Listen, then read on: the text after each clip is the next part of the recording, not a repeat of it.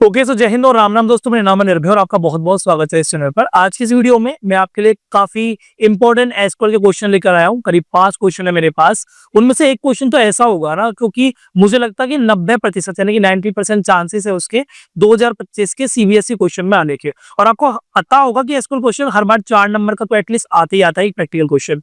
तो वैसे ही कुछ 5 क्वेश्चन मैं आपके लिए लेकर आया हूँ। उन सभी का सॉल्यूशन मैं आपको दूंगा, समझाऊंगा कैसे उसका सॉल्यूशन निकल कर आएगा। वीडियो बने रहना और लाइक से सब्सक्राइब वगैरह कर देना अगर आपने अभी तक नहीं किया है।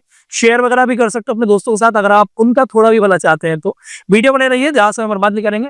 जल्दी से वीडियो स्टार्ट करते हैं। तो इस वीडियो में जो हमारा पहला क्वेश्चन होगा वो कुछ इस टेबल पे डिपेंडेंट होगा। इस टेबल का नेम दिया हुआ है हमें फैब्रिक। इसमें 4 फील्ड दी हुई है, फैब्रिक आईडी, नेम, टाइप और डिस्क यानी कि डिस्काउंट नाम के 4 फील्ड दिए हुए हैं। और इसमें जो रिकॉर्ड है, आपको जैसे मैंने बताया हुआ है, पहली वाले जो रो है उसको आपको कंसीडर नहीं करना होता है। रिकॉर्ड इसमें 1 2 3 4 5, इसमें टोटल 5 रिकॉर्ड आपको दिए गए हैं। तो इस प्रकार से फैब्रिक नाम की टेबल है, इसमें कुछ डिटेल या डेटा रखा गया है। इसमें पहला जो क्वेश्चन है वो कुछ इस प्रकार से दिया गया है, इंसर्ट करना है, यानी कि to insert the following record. Record आपको दिया गया है, इस रिकॉर्ड को आपको इस टेबल के अंदर इंसर्ट करना है। वो रिकॉर्ड जो आपको इंसर्ट करना है उसकी वैल्यू है F005 कुर्ता बूलियन N5। अब ये रिकॉर्ड आपको किस प्रकार से इस टेबल में इंसर्ट करना है वो हम देख लेते हैं। सबसे पहले इसको मैं जूम आउट करके ऊपर लेके जाता हूं। देखिए, इंसर्ट करने के लिए मैंने एक क्वेरी आपको बताई हुई है, वो क्वेरी आपकी इंसर्ट क्वेरी है। सबसे पहले इंसर्ट क्वेरी लिखने के लिए आपको लिखना पड़ता है insert into. Then insert into लिखने के बाद आपको पता होना चाहिए कि टेबल का नेम क्या है। यहाँ पर टेबल का नेम जो है वो है फैब्रिक, तो इंसर्ट इनटू फैब्रिक।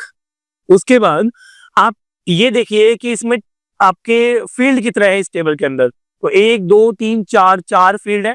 और जो रिकॉर्ड आपको दिया गया है उसमें चेक कीजिए क्या 4 ही वैल्यूज है या नहीं है।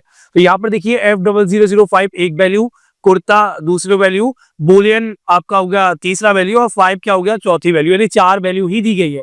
जब जितने फील्ड हो उतनी ही वैल्यूज आपके पास हो तो आपको कॉलम के नेम लिखने की जरूरत नहीं है। हालांकि वो केस अलग होता जब आपके पास 4 फील्ड होते, लेकिन जो रिकॉर्ड इंसर्ट करने के लिए दिया गया है उसमें केवल 3 ही वैल्यूज होती, तो वहां पर आपको कॉलम का नेम बताना पड़ता कि किस कॉलम में कौन सी वैल्यू जाएगी। लेकिन यहाँ पर 4 ही कॉलम है, यानी 4 ही फील्ड है और 4 ही वैल्यूज है उस रिकॉर्ड के अंदर। इसका मतलब इंसर्ट इनटू कमांड लिखते समय हमें टेबल के नेम के बाद कॉलम को कंसीडर नहीं करना, लिखना नहीं है, वो बाय डिफॉल्ट ले लेगा। तो कैसा करना पड़ेगा, इंसर्ट इनटू टेबल का नेम जो कि फैब्रिक है, उसके बाद लगेगा क्या, वैल्यूज।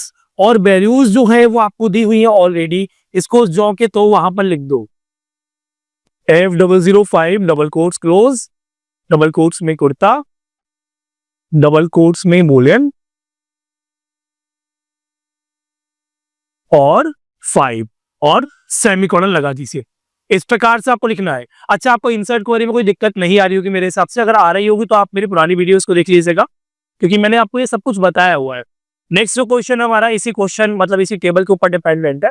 क्वेश्चन नंबर बी हमारा डिस्प्ले करना है इस बार हमें, to display only those fabrics whose discount is more than 10, जिसका डिस्काउंट 10 से ज्यादा है, केवल उन्हीं फैब्रिक्स की हमें डिटेल देनी है यहाँ पर।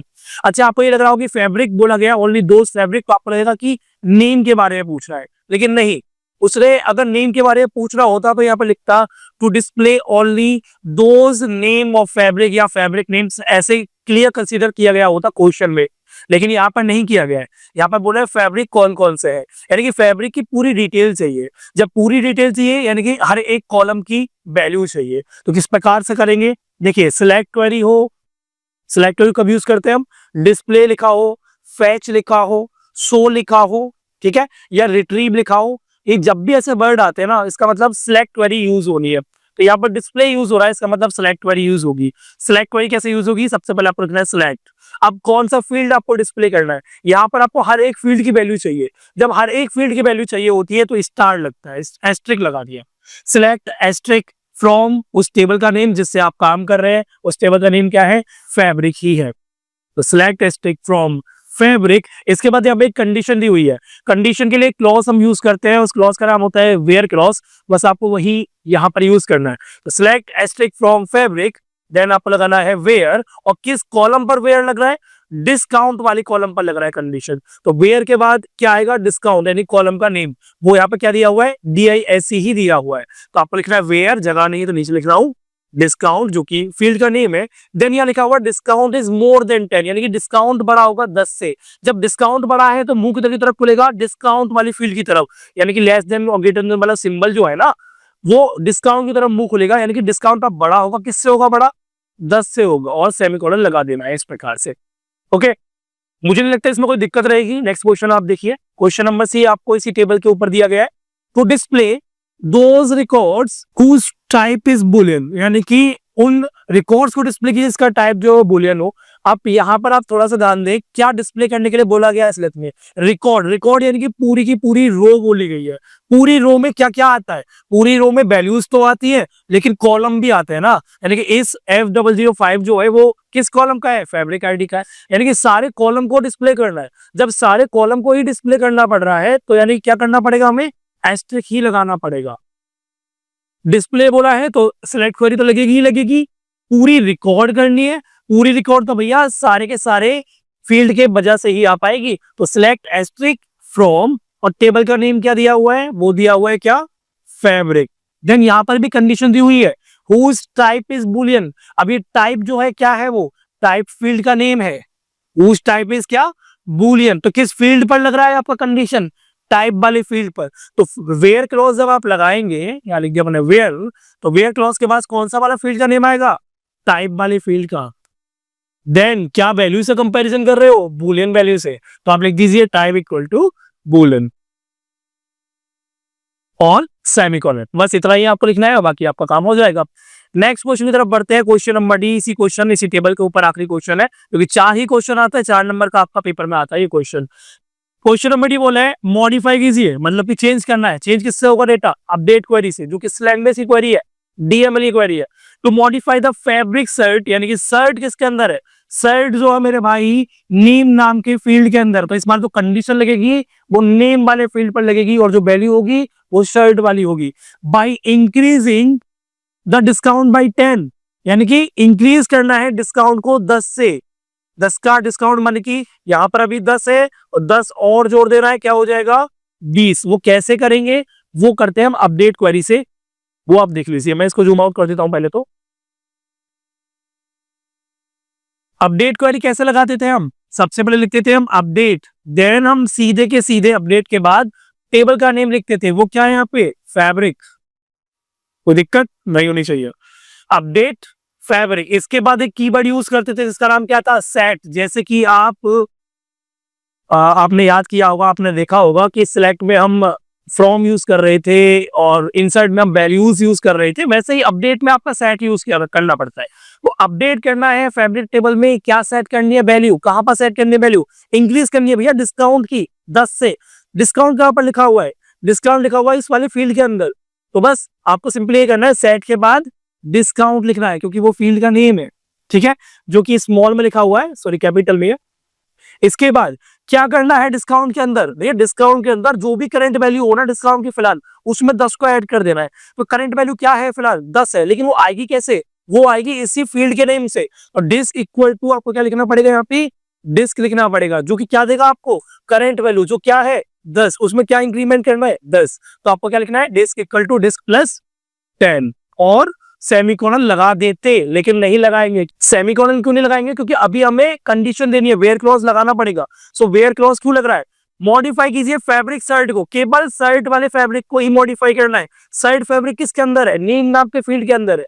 सो यहाँ क्या होगा, disc equal to disc plus 10 के बाद आपको लिखना पड़ेगा वेयर, जहां पर नेम वाले फील्ड के अंदर जो वैल्यू है अगर वो साइड के बराबर है तो डिस्काउंट की वैल्यू को 10 से इंक्रीमेंट कर दीजिए, ये बोला गया है। इतना अगर आप कर देंगे, एक नंबर आपका यहाँ पक्का हो गया होगा।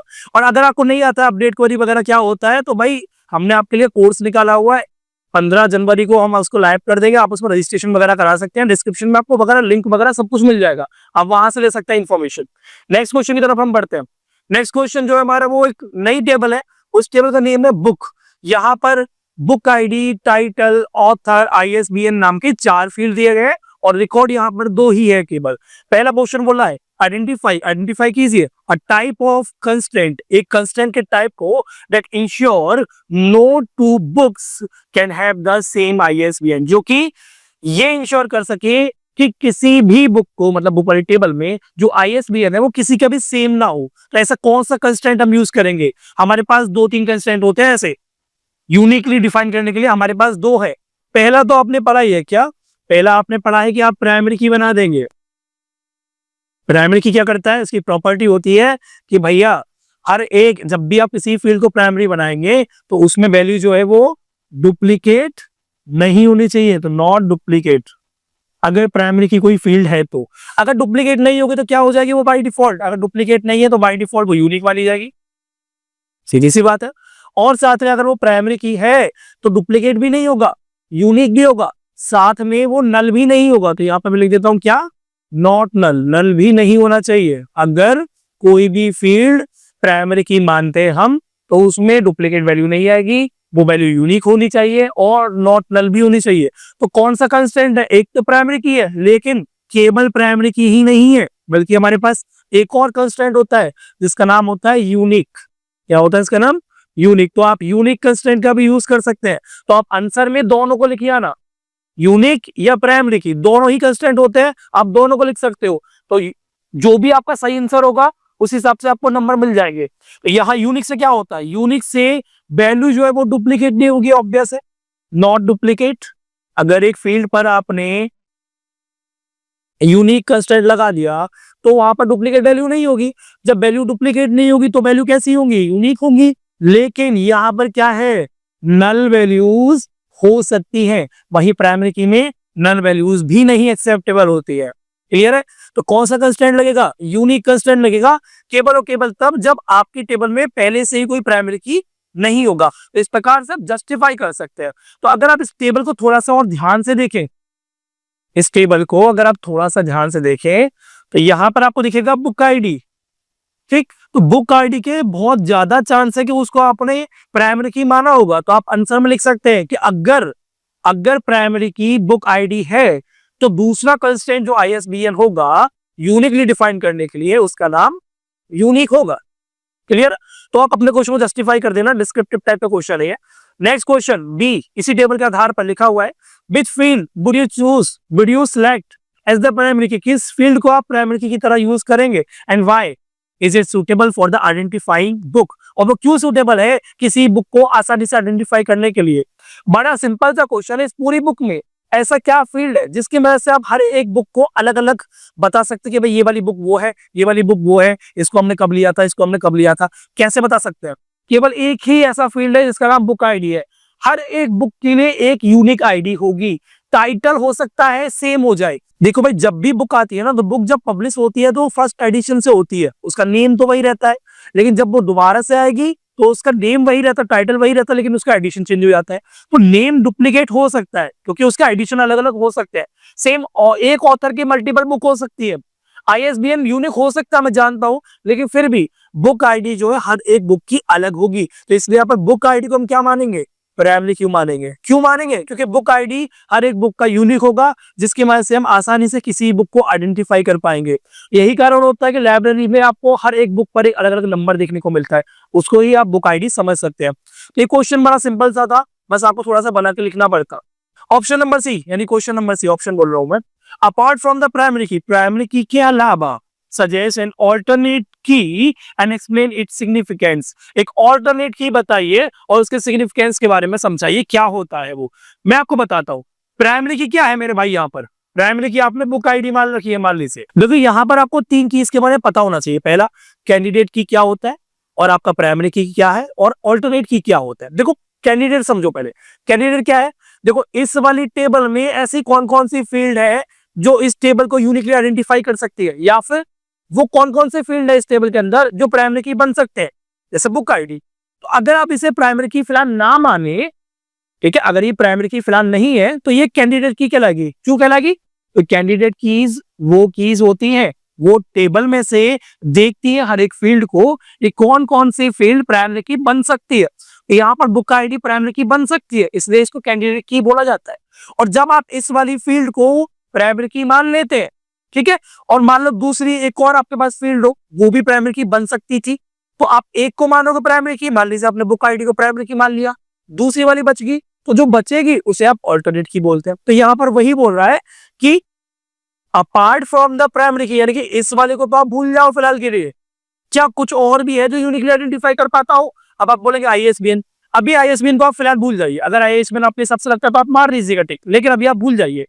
अभी क्या है, यहाँ पर कुछ और ऐसा है नहीं जो यूनिकली आइडेंटिफाई कर पाए, तो ऐसे में हम क्या करेंगे, ऐसे में कॉन्सेप्ट आता है कंपोजिट प्राइमरी की का। कंपोजिट प्राइमरी की क्या होता है, जब आप एक टेबल में एक ही प्राइमरी की बनाते हैं, अगर आप एक टेबल में किसी भी एक फील्ड को प्राइमरी की मानते हैं, मान सकते हैं, लेकिन मैं आपको बता दूं कि आप एक टेबल में मल्टीपल फील्ड को मिलाकर भी प्राइमरी की बना सकते हैं। तो एक क्वेश्चन बन जाता है, अगर मल्टीपल फील्ड्स को मिलाकर हम प्राइमरी की बनाते हैं तो उसे क्या बोलते हैं, उसे बोलते हैं कंपोजिट प्राइमरी की। तो अगर बुक आईडी को हमने प्राइमरी की मान लिया एक फील्ड को, तो दूसरे को हम क्या प्राइमरी की मान सकते हैं, यानी कि ऑल्टरनेट की क्या हो सकता है भाई, collection of book ID and title. तो यही इसका आंसर हो जाएगा। कैसे लिखेंगे आप, collection of book ID and title can be served as a alternate key. Collection of book ID and title field,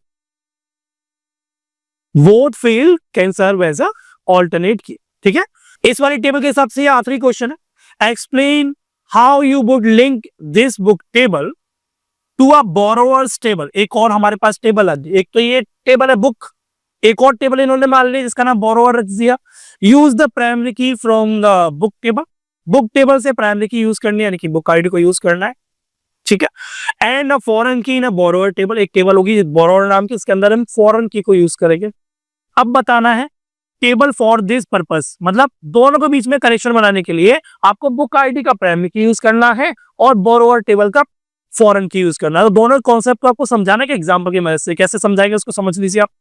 देखिए बुक आईडी हमारे पास ऑलरेडी बनी हुई है बुक टेबल, एक टेबल और हम बना लेते हैं, इसका नाम क्या होगा, बोरोवर्स होगा।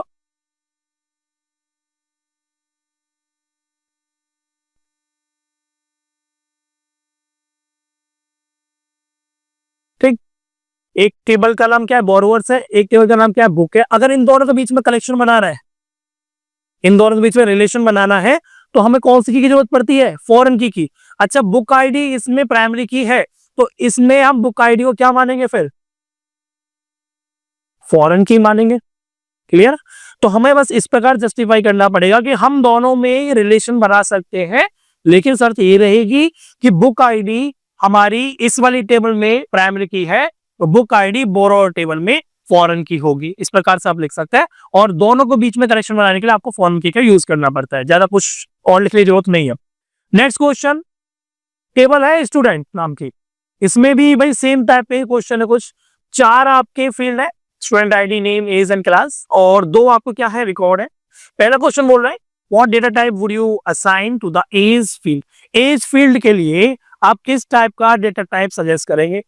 देखो भाई एज में सबसे पहले आप वैल्यू देखो क्या है, 1 2 और 1 3। 1 2 और 1 3 किस टाइप का डेटा टाइप में आता है, 1 2 और 1 3 भाई या तो आप इंट में लिख सकते हैं, या फिर आप नंबर में लिख सकते हैं अगर नंबर सपोर्टेबल है तो, या फिर आप इंटीजर, कभी कभी कई जगह मैंने देखा है कि इंटीजर पूरा भी लिख देते हैं, तो इंट लिख दो, नंबर लिख दो, या इंटीजर लिख दो, आप कोई भी लिख सकते हैं। आप लिखते हैं आंसर, और यहां लिखते हैं आप इस प्रकार से कि इंट या नंबर और स्लैश लगा के इंटीजर, राइट।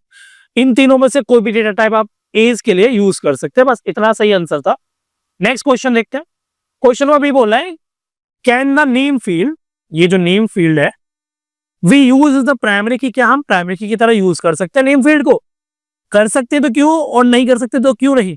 देखो भाई अगर आप देखें तो मैंने क्या बताया था प्राइमरी की क्या होता है। अब प्राइमरी की एज अ की कंस्टेंट, यानी कि प्राइमरी की एक की कंस्टेंट होता है जो कि अगर हम किसी फील्ड पर लगा दें तो उस फील्ड में जितने भी रिकॉर्ड होंगे वो यूनिक होने चाहिए, डुप्लीकेट नहीं होने चाहिए, और खाली भी यानी कि नॉट नल होने चाहिए। तो नेम में क्या वैल्यूज जो वो डुप्लीकेट है, नहीं है। क्या वो खाली है, नल है, क्या नहीं है। क्या वो यूनिक है, तो आप बोलेंगे भैया ये तो ना प्राइमरी की है फिर, लेकिन नहीं है। आप टेबल के करंट डेटा पर मत जाइए, आप देखिए कि नेम जो है ना फ्यूचर में उसका इस वाली टेबल में डुप्लीकेट आ सकता है, किसी का नाम डबल हो सकता है। अगर मेरा नाम निर्भय है तो निर्भय किसी और का भी नाम आपने देखा होगा, लेकिन स्टूडेंट आईडी जो मेरी होगी वो दूसरे स्टूडेंट की नहीं होगी, वो सेम नहीं होगी। तो इसलिए हमने क्या जाना कि जो नेम नाम का फील्ड है वो प्राइमरी की नहीं हो सकता है।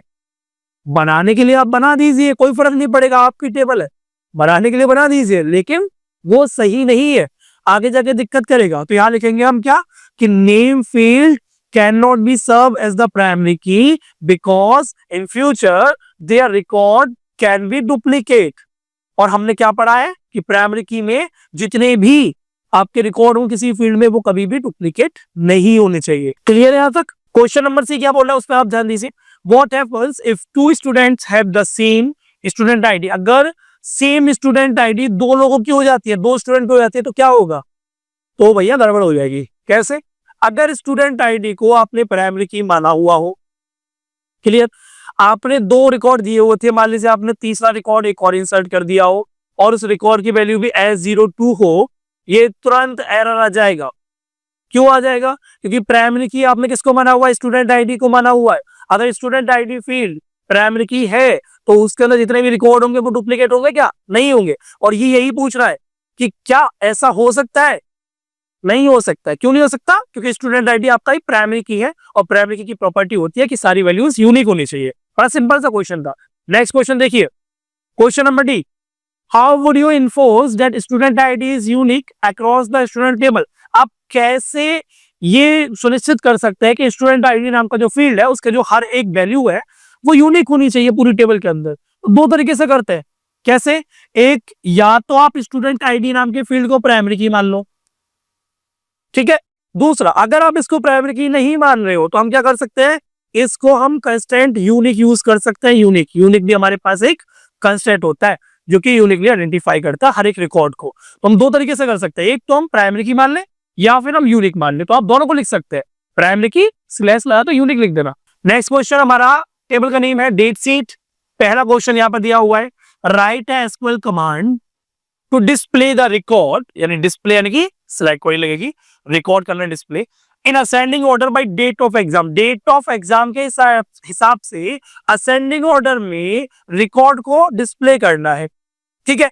रिकॉर्ड्स को, रिकॉर्ड नहीं बोला, रिकॉर्ड्स एस है, यहां पर ये नहीं बोला कौन सा फील्ड डिस्प्ले करना है, सारे रिकॉर्ड करने हैं, लेकिन दिमाग में ये रखना है असेंडिंग ऑर्डर में लगाना बाय डेट ऑफ एग्जाम। सारे अगर रिकॉर्ड डिस्प्ले करने हैं तो एस्ट्रिक लगेगा, पहला पॉइंट। असेंडिंग ऑर्डर, ऑर्डर हो, सॉर्टिंग हो, डिसेंडिंग ऑर्डर हो, असेंडिंग ऑर्डर हो, अल्फाबेटिकली हो, एक ही क्लॉज लगता है, ऑर्डर बाय क्लॉज इसका नाम है। किस फील्ड पर लगेगा? डेट ऑफ एग्जाम पर लगेगा। कैसे करेंगे?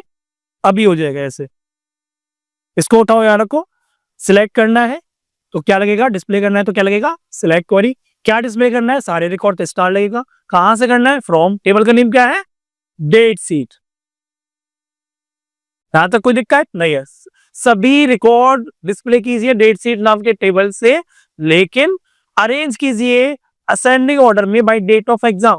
अब अरेंज करना है ऑर्डर में या सॉर्ट करना, तो किसके लिए क्या लगता है? Order by. यहां तक कोई दिक्कत? अब किसके हिसाब से अरेंज करना है? डेट ऑफ एग्जाम के हिसाब से। डेट ऑफ एग्जाम का फील्ड क्या है? यहां पर ये लिख रहा, तो आपको बस सही लिख देना है। कैसे लिखेंगे आप? Order by date of exam. लेकिन अब याद ध्यान दीजिए, असेंडिंग में बोला या डिसेंडिंग में बोला है? यहां बोला असेंडिंग में, तो बाय डिफॉल्ट असेंडिंग होता है। अगर आप यहां सेमीकोलन लगाएंगे तो भी कोई दिक्कत नहीं है, लेकिन आप चाहे तो उस ऑर्डर बाय लगाने के बाद, उस फील्ड के नाम लिखने के बाद आप यहाँ पर ASC और लिखेंगे। ASC का क्या मतलब होता है? असेंडिंग ऑर्डर, क्योंकि बाय डिफॉल्ट होता है किसके साथ? ऑर्डर बाय क्लॉज के साथ। तो अगर कोई क्वेश्चन आता है कि ऑर्डर बाय क्लॉज में सॉर्टिंग करते समय कौन सा ऐसा चीज है या कौन सा ऐसा कीवर्ड है जो कि ऑप्शनल होता है, ASC होता है, जिसको क्या नाम होता है? असेंडिंग होता है। क्लियर? नेक्स्ट क्वेश्चन की तरफ बढ़ता है जल्दी से। इस वाले टेबल में, डेट शीट नाम के टेबल में जो नेक्स्ट क्वेश्चन है, question number B, write a query to display the above date sheet. ऊपर वाली पूरे टेबल को दिखाने के लिए क्या क्वेरी लगेगी? इससे सिंपल कुछ होगा भाई, डिस्प्ले के लिए क्या लगेगा? सिलेक्ट। पूरी टेबल दिखा रही है यानी कि सभी फील्ड दिखा रहे हैं, तभी तो पूरी टेबल दिखेगी। सभी फील्ड के लिए क्या यूज करते हैं? स्टार। पूरी टेबल हो या सारे फील्ड हो, स्टार लगेगा। Select asterisk from. टेबल का नेम क्या है? डेट शीट और सेमीकोलन, बस इतना लिख रहा था। इससे सिंपल क्या होगा, नेक्स्ट क्वेश्चन की तरफ बढ़ता है।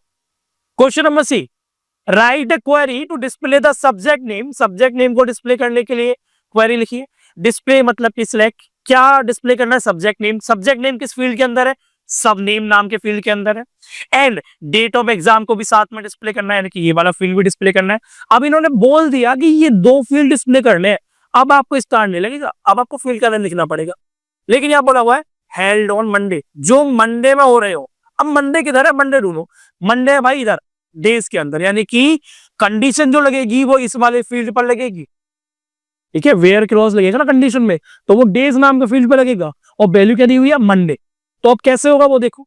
सबसे पहले डिस्प्ले करने के लिए बोला गया है, डिस्प्ले करने के लिए बोला है तो क्या लगेगा, सिलेक्ट क्वेरी लगेगी।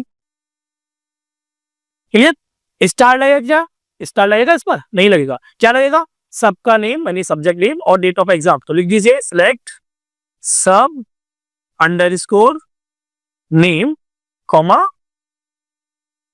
Date of exam. जगह नहीं आगे तो नीचे लिख रहा हूं फ्रॉम, कहां से, इसका टेबल का नेम क्या है, डेट शीट है। देन कंडीशन है क्या, कंडीशन है जो पेपर मंडे में हो रहा हो तो कंडीशन है। तो कंडीशन के क्या लगाते हैं मेरे भाई, वेयर क्लॉज लगाते हैं। तो आप लिख दीजिए यहाँ पे क्या, वेयर क्लॉज। कंडीशन किस वाले फील्ड पे लगा हुआ है, कंडीशन लगा हुआ है भाई डेज नाम के फील्ड पे। तो वेयर के बाद वो फील्ड का नेम लिखते हैं, तो वेयर क्लॉज, देन क्या फील्ड का नेम, वो क्या है, डेज।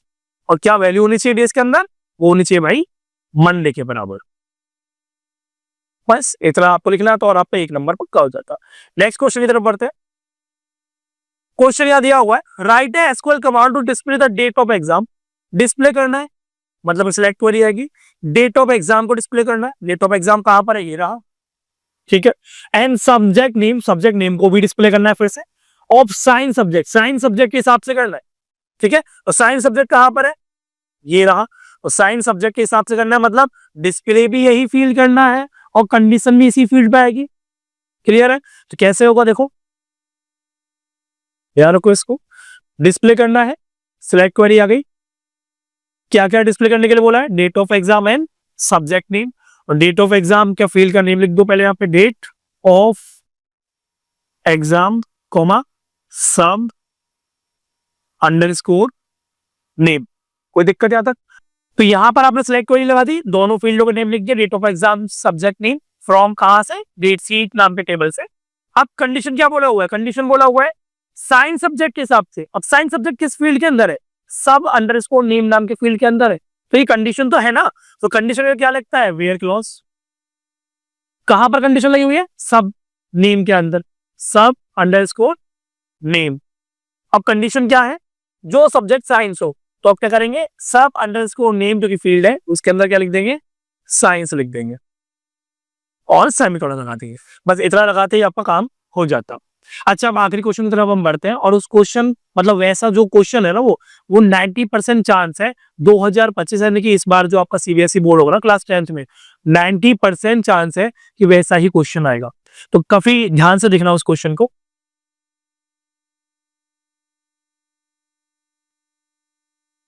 ठीक है, तो ये वाला वो क्वेश्चन है जिसके चांसेस बार 90% आने के हैं। ऐसा नहीं कि सेम होगा, वैल्यू सेम होगी, थोड़ा बहुत टेबल का नेम अलग हो जाएगा, फील्ड का नेम अलग हो जाएगा, वो चीज अलग है, लेकिन टाइप ऐसा ही होगा। कैसे, टेबल का नेम क्या दिया हुआ है, एम्प्लॉय दिया हुआ है, यहाँ पर 4 फील्ड दिए हुए हैं और 3 आपके रिकॉर्ड दिए हुए हैं। क्वेश्चन नंबर 1 क्या है, you are task with the designing a new student database. आपको एक टास्क दिया गया है एक नए स्टूडेंट के डेटाबेस को बनाने के लिए आपकी यूनिवर्सिटी के लिए, based on the given table structure. ये जो ऊपर टेबल दिया गया है इसके स्ट्रक्चर के आधार पर आइडेंटिफाई द फील्ड्स, उन फील्ड्स को आइडेंटिफाई कीजिए दैट वुड बी नेसेसरी, जो कि जरूरी है टू स्टोर करने के लिए की इंफॉर्मेशन है, जरूरी इंफॉर्मेशन हर एक स्टूडेंट की। यानी कि इस टेबल के आधार पर उन फील्ड्स को आइडेंटिफाई कीजिए जो कि बहुत जरूरी है किसी भी स्टूडेंट की जरूरी इंफॉर्मेशन स्टोर करने के लिए। कुल मिला के आपसे ये पूछ रहे हैं कौन कौन सी ऐसे फील्ड है जो जरूरी है। तो देखो, स्टूडेंट आईडी हर एक बच्चे का होगा तो जरूरी है, नेम बच्चे का होता है जरूरी है, एज भी बच्चे की पता होनी चाहिए ये भी जरूरी है, बच्चे ने क्या कोर्स किया ये भी जरूरी है, ये सारे ही फील्ड जरूरी है। तो बस आपको करना क्या है, इन सारे फील्डों के नाम लिखने हैं बस भाई। इतना सिंपल सा क्वेश्चन है, इससे सिंपल क्वेश्चन नहीं आएगा और मेरे हिसाब से 2025 में 90% चांस है इसके आने के। तो क्या होगा, आप लिखेंगे सिंपली आंसर में कैसे लिखेंगे आप, सारे फील्ड के नेम लिख देने हैं आपको, student underscore ID comma name comma age और कोर्स। इस प्रकार से आपको सारे फील्ड के नेम लिख देने हैं। अगर आप ऐसा कर देते हैं तो फिर आपका 1 नंबर पक्का है। नेक्स्ट क्वेश्चन की तरफ हम बढ़ते हैं। नेक्स्ट क्वेश्चन इसी टेबल पे, question number B. As a database administrator, अगर आप डेटाबेस का एडमिनिस्ट्रेटर है, आप रखरखाव कर रहे हैं डेटाबेस का, you need to ensure each student has a unique identifier. तो आपको इंश्योर करना पड़ेगा हर एक स्टूडेंट के कोई ना कोई यूनिक आइडेंटिफायर होना चाहिए। आप हर एक बच्चे को किसी आधार पर कैसे पहचानेंगे वो आपको पता होना चाहिए। Which field in the table, इस टेबल के अंदर ऐसा कौन सा फील्ड है, ऐसा कौन सा कॉलम है, would you choose is the primary की, जिसको आप प्राइमरी की मान सकते हैं और क्यों मान सकते हैं। तो देखो, नेम हर बच्चे का अलग हो सकता है, एज बच्चे की सेम हो सकता है बच्चों ने 20 बच्चों ने एक जैसा कोर्स लिया हो तो कोर्स सबके सेम हो सकते हैं, लेकिन हर बच्चे का आईडी अलग होगा। तो अगर स्टूडेंट आईडी है तो वो डिफरेंट होता, रोल नंबर होता तो वो अलग होता। तो ऐसे आईडी नंबर वगैरह अलग होते हैं। तो स्टूडेंट आईडी जो फील्ड है उसको हम प्राइमरी की मान सकते हैं। और क्यों मान सकते हैं?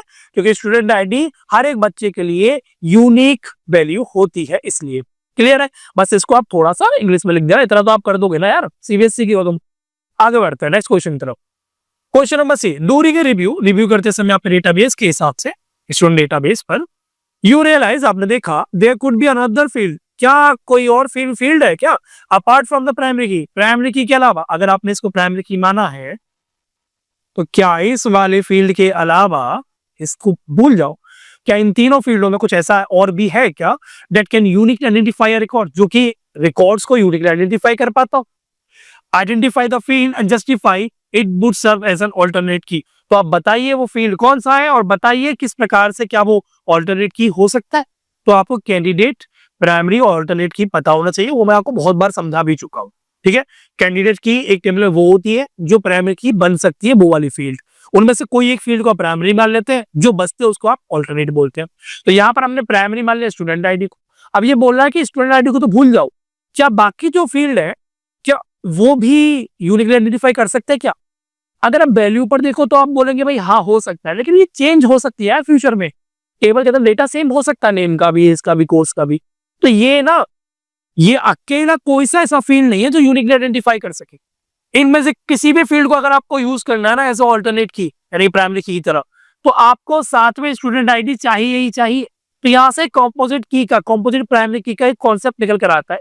अगर आप एक फील्ड पर प्राइमरी की बनाते तो उसे सिंगुलर या सिंगल फील्ड प्राइमरी की बोलते हैं, लेकिन आप चाहे तो दो फील्ड के साथ भी प्राइमरी की बना सकते हैं, यानी कि प्राइमरी की तो एक ही होगी लेकिन फील्ड दो होंगे। ठीक है, कैसे कि देखो, मान लो यहाँ पर नेम जो प्रिया है वो अनिया होता, अनिका, सॉरी नहीं बोल रहा हूँ।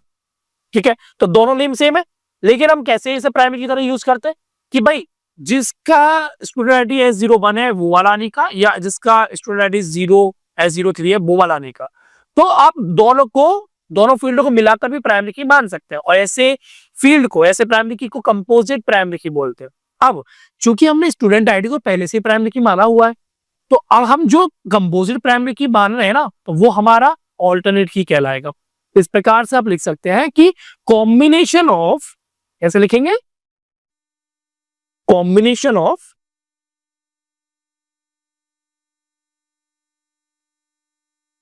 क्या, student ID field and name field can serve as a alternate key for this table. ऐसे आप पढ़ा के लिख सकते हैं। ठीक है, नेक्स्ट क्वेश्चन, जो कि लास्ट क्वेश्चन होगा आज इस टेबल का, क्वेश्चन नंबर डी है आपका, you are integrating the student table. आप स्टूडेंट टेबल को बना रहे हैं विद अनदर टेबल के साथ दैट स्टोर कोर्स डिटेल, यानी कि एक टेबल है जिसके अंदर कोर्स डिटेल है, तो इस टेबल का नाम हम कोर्स मान लेते हैं। Explain how you would use the primary की, तो आप बताइए कैसे आप प्राइमरी की का यूज करेंगे फ्रॉम द स्टूडेंट टेबल, यानी कि इस वाली टेबल से, जो कि हमारी ये वाली प्राइमरी की है। तो हमें बताना है कि इस वाली प्राइमरी की को हम कैसे यूज करेंगे, टेबल एंड फॉरेन की इन द कोर्स टेबल। एक कोर्स जो हमारी टेबल होगी उसमें एक फॉरेन की होगा, तो हम प्राइमरी की इस टेबल की और कोर्स टेबल की फॉरेन की को कैसे यूज करेंगे ताकि हम स्टैब्लिश कर सके रिलेशनशिप इन दोनों टेबल के बीच में। कैसे, और एक एग्जांपल समझाइए। देखिए सीधी सी बात है, अगर कोर्स टेबल में फॉरेन की है तो रिलेशनशिप तो बन गया। क्यों? क्योंकि फॉरेन की क्या होती है, फॉरेन की दो टेबल के बीच में रिलेशनशिप बनाने का ही काम करती है, लेकिन कुछ शर्तें होती है वो हम समझ लेते हैं। देखिए, एक टेबल हमें बनाने की जरूरत नहीं है, एक टेबल हमारी बनी हुई है स्टूडेंट वाली पहले से ही, एक टेबल और बना लेते हैं। इस टेबल का नाम क्या रख देते हैं हम? कोर्स।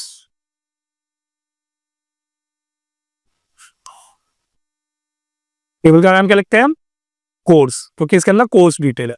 अब ये वाली टेबल और ये वाली टेबल के बीच में अगर आपको कनेक्शन बनाना है, कनेक्शन मतलब कि रिलेशनशिप बनानी है, तो क्या होगा?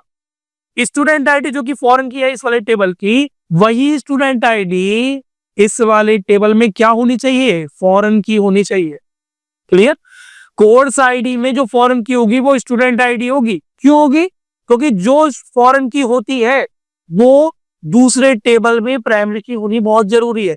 तो अगर स्टूडेंट वाली टेबल में स्टूडेंट आईडी नाम का फील्ड प्राइमरी की है, तो कोर्स नाम के टेबल में स्टूडेंट आईडी फॉरेन की मानी जाएगी। और अगर ऐसा है तभी, केवल तभी ही इन दोनों टेबल के बीच में रिलेशनशिप बन सकता है। तो इस प्रकार से आप बना सकते हैं। एक छोटा सा ऐसा डायग्राम बना दीजिएगा और उसमें लिख दीजिएगा फॉरेन की के कॉन्सेप्ट के बारे में। क्लियर है? तो मुझे लगता है ये वाला क्वेश्चन आपको समझ में आ गया होगा। अगर कोई डाउट रहती है तो आप मुझसे पूछ सकते हैं, कमेंट कर सकते हैं। और हो सकता है आपको अभी तक ये सारे कॉन्सेप्ट समझ में ना आए हो, आपने मेंटल हेल्थ वाला चैप्टर ना पढ़ा हो, एंटरप्रेन्योरशिप आपको समझ में ना आई हो, या फिर आपने अभी एडवांस स्प्रेडशीट के बारे में, गोल सीक सॉल्वर वगैरह के कॉन्सेप्ट ना पढ़े हो सही से, तो उसके लिए आप हमारा कोर्स ज्वाइन कर सकते हैं। उसकी डिटेल आपको डिस्क्रिप्शन में मिल जाएगी। और आप हमारे टेलीग्राम चैनल को जरूर ज्वाइन कर लेना, क्योंकि उसमें सारी इंफॉर्मेशन आती है। तो आप रजिस्ट्रेशन करा सकते हैं उसके लिए। वो रजिस्ट्रेशन आपका फ्री होगा और 15 जनवरी से आपका वो कोर्स लॉन्च हो जाएगा। मिलते हैं अपनी अगली वीडियो देखने के लिए। शुक्रिया, धन्यवाद और जय हिंद।